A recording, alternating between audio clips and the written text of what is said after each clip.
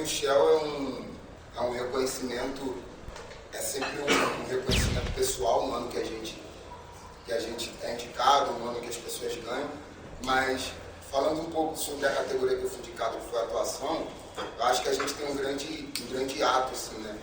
Que é o primeiro, né, no Rio de Janeiro, e o único homem negro a ter ganhado esse prêmio, a ser laureado nesse prêmio, foi o Milton Gonçalves em 2004. Isso já tem mais de quase 2 décadas, né? Mais de 10 anos, 12 anos, 13 anos.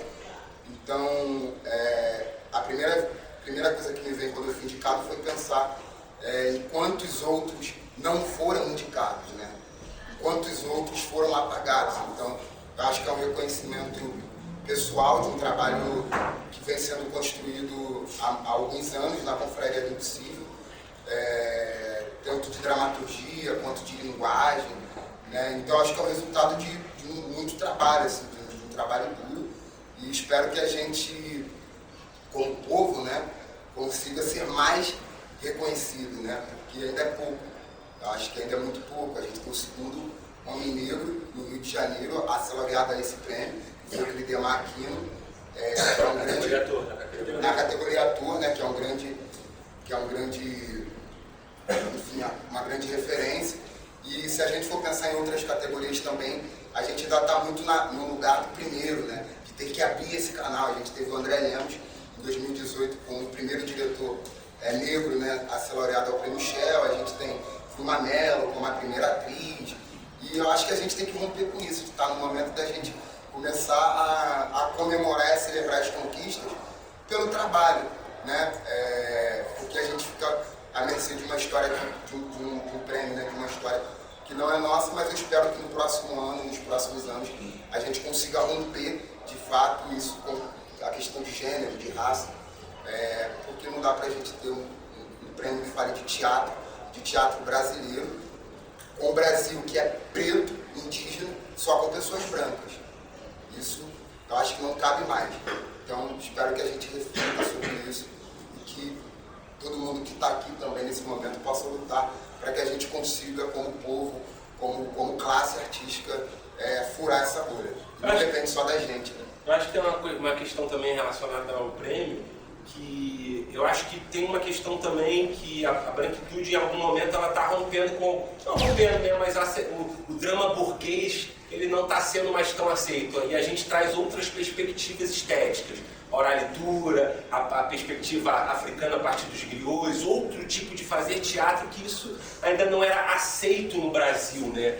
Como as casas também de, enfim, eu acho que também tem uma perspectiva estética nisso. Quando eu ganho o prêmio em 2019, é a partir dessa perspectiva mesmo, de um novo teatro que até os críticos mesmo, na branquitude no Rio de Janeiro, enfim, na crítica especializada, não sabe avaliar, porque não tem essa vivência ainda, um outro tipo de perspectiva que traz uma estética não só dentro do teatro também. Conceição Evaristo traz isso, no lugar da escrevivência, esses lugares que esses panoramas enfim, de novas estéticas negras vão começando a chegar de forma mais aceitável dentro da branquitude no geral. E aí eu não vejo não como um lugar de reparação histórica, porque, enfim, a negritude já está fazendo um teatro de alto nível há muito tempo, nos anos 80, a gente pode citar alguns grupos nos anos 90, nos anos 2000, como Dos Comuns, galera de São Paulo também. E eu acho que também é um lugar de reconhecimento, acho que entender também que o discurso social passa a ser outro também, né? Acho que é entender também a perspectiva futura da arte também. Eu acho que existe um movimento de ativismo também negro que acontece no Rio de Janeiro e que ganha muita força quando você ganha um prêmio, assim, a gente conhece depois até, que é a arte, o teatro, ele sempre foi uma arte muito elitizada. Então, os jurados, quando a gente vai pesquisar e entender sobre o teatro negro, a gente tem que entender qual é o viés de quem avalia o quê.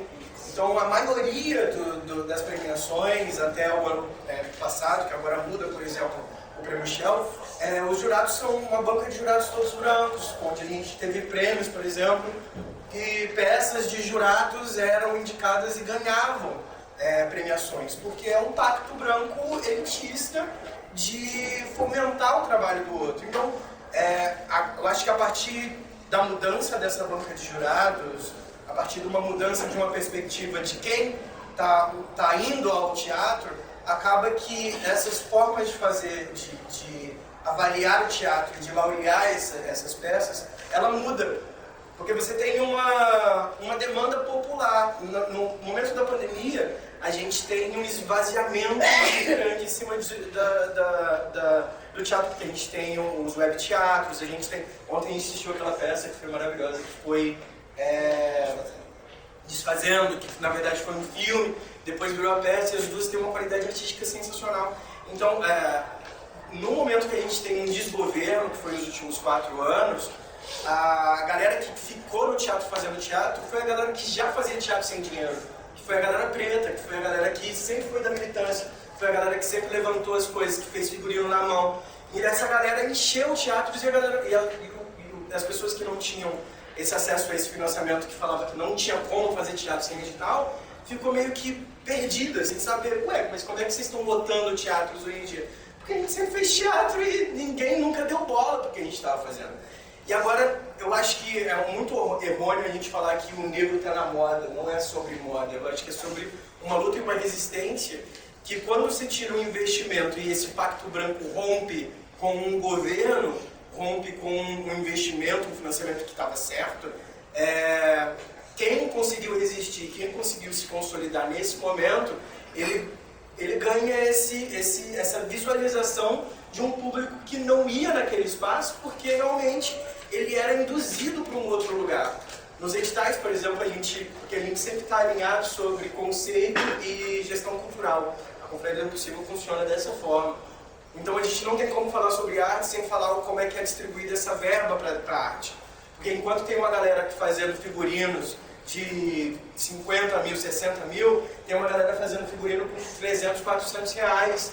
Então como é que eu vou conseguir lutar contra uma banca de jurados toda branca, críticos brancos e, além do mais, pessoas que têm, por causa desses prêmios, ganham editais e ganham fomentos, para poder ter uma estética do jeito que pensaram.